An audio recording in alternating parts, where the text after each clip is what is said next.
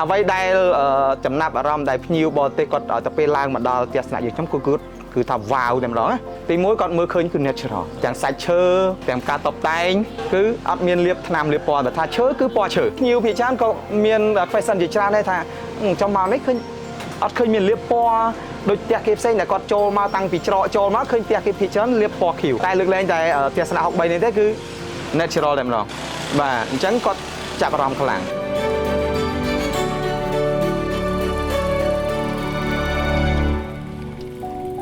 ហើយ homestay របស់ខ្ញុំនេះគឺឈ្មោះ ST63 homestay ឬក៏ភាសាខ្មែរយើងហៅថាផ្ទះស្នាក់មុខវត្តបាទផ្ទះស្នាក់មុខវត្តស្ថិតនៅក្នុងភូមិមុខវត្តឃុំកំពង់ឃ្លាំងស្រុកសូនីគមខេត្តសៀមរាបបាទហើយផ្ទះស្នាក់យើងខ្ញុំនេះបាទចាប់ផ្ដើមតាំងពីឆ្នាំ2014អញ្ចឹងរហូតមកដល់ឆ្នាំនេះយើង2024ចូល20ឆ្នាំ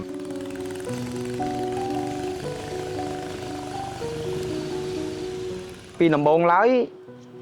ផ្ទះយើងមានតូចទេដោយសារយើងអត់ទាន់បានបរិយាមកនឹងទេដោយសារយើងកើតដំបូងនោះគឺជាលក្ខណៈតូចតាច់មែនទែនហើយយើងអត់ទាន់បរិយាមកទេគឺនៅផ្ទះខាងមុខនោះទេអញ្ចឹងយើងទទួលបានត្រឹមតែភ្ញៀវខ្ទង់5នាក់អីទេដែលអាចគេងបានមួយយប់តែដោយទទួលបានការគ្រប់គ្រងពីភ្ញៀវជាតិនិងភ្ញៀវអន្តរជាតិមកយើងបានបរិយាផ្ទះស្នាក់យើងដើម្បីឲ្យកាន់តែធំដើម្បីទទួលបានភ្ញៀវទទួលបានការគេងបានកាន់តែច្រើនរហូតដល់សប្តាហ៍ថ្ងៃនេះអញ្ចឹងរហូតដល់សប្តាហ៍ថ្ងៃនេះយើងអាចទទួលបានភ្ញៀវគេងបាទសម្រាប់ភ្ញៀវអន្តរជាតិយើងអាចទទួលបាន20នាក់ចុះក្រោមតាក់ទងនឹងកំណត់នៃការដែលយើងបៀលផ្ទះយើងឲ្យបានទៅជាផ្ទះស្នាក់សម្រាប់ទទួលភ្ញៀវបរទេសដោយយើងឃើញទៅលើវិស័យទេសចរដោយសារភ្ញៀវបរទេសគាត់មកច្រើនហើយគាត់មិនមានកន្លែងគេងទេភាគច្រើនគាត់កាលដូចថាផ្ទះដែលខ្ញុំនៅតូចនោះយើងព្យាយាមសាកល្បងមើលព្យាយាមសាកល្បងទៅឃើញថាវាមានការខ្វះចន្លោះតាក់ទងនឹងការសេវាកម្មក៏ដូចជាកន្លែង space យើងវាចង្អៀតពេកទៅធ្វើឲ្យលំបាកក្នុងការភ្ញៀវស្នាក់នៅឬក៏គាត់ដើរ view នៅក្នុងផ្ទះឬក៏មើលខាងក្រៅអញ្ចឹងទៅអញ្ចឹងក៏យើងបានមានកំណត់ថាយើងបើសិនជាយើងបរិយាទទួលបានកាន់តែធំទលាយទៅហើយអ្វីដែលការបរិយាទាំងអស់ហ្នឹងគឺជា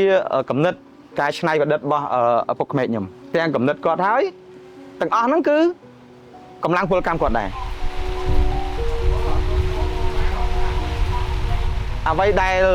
ចំណាប់អារម្មណ៍ដែលភ្ញៀវបរទេសគាត់ទៅពេលឡើងមកដល់ផ្ទះស្នាក់យើងខ្ញុំគឺថាវ៉ាវតែម្ដងណាទីមួយគាត់មើលឃើញគឺ natural ទាំងសាច់ឈើ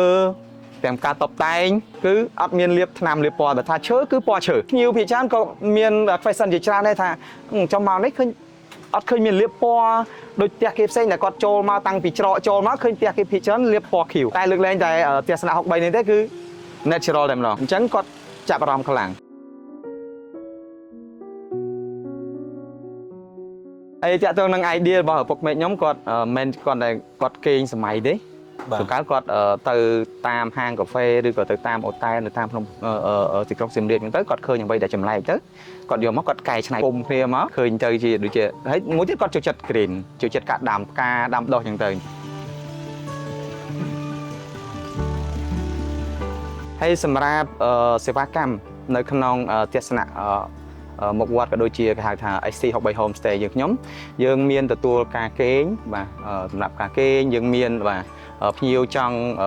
ញ៉ាំអាហារថ្ងៃត្រង់ឬញ៉ាំអាហារពេលល្ងាចយើងមានសេវាកម្មដោយសារយើងមាន restaurant ប្រចាំនៅក្នុងផ្ទះស្នាក់របស់យើងហ្នឹងភ្ញៀវបរទេសយើងមានបាទជួលជាកង់បាទជាម៉ូតូសម្រាប់គាត់ជិះដើរមើលក្នុងសហគមន៍បាទបឹងទន្លេសាបឃុំកំពង់ឃ្លាំងយើងនេះ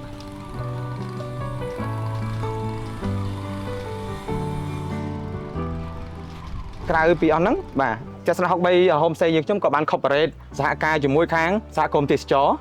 បាទដើម្បីយើងបញ្យល់គាត់ឬក៏ណែនាំគាត់ឲ្យគាត់ទទួលសេវាកម្មទូកទេសចរដើម្បីទៅទស្សនាបឹងទន្លេសាបទស្សនាថ្ងៃលិចថ្ងៃរះឬក៏សកម្មភាពបងប្អូនវិជានេសាទនៅលើបឹងទន្លេសាបភ្ញៀវបរទេសគាត់ចាប់អារម្មណ៍ច្រើនទាក់ទងនឹងជីវភាពរស់នៅក្នុងតំបន់ទន្លេសាបរបស់យើងហ្នឹង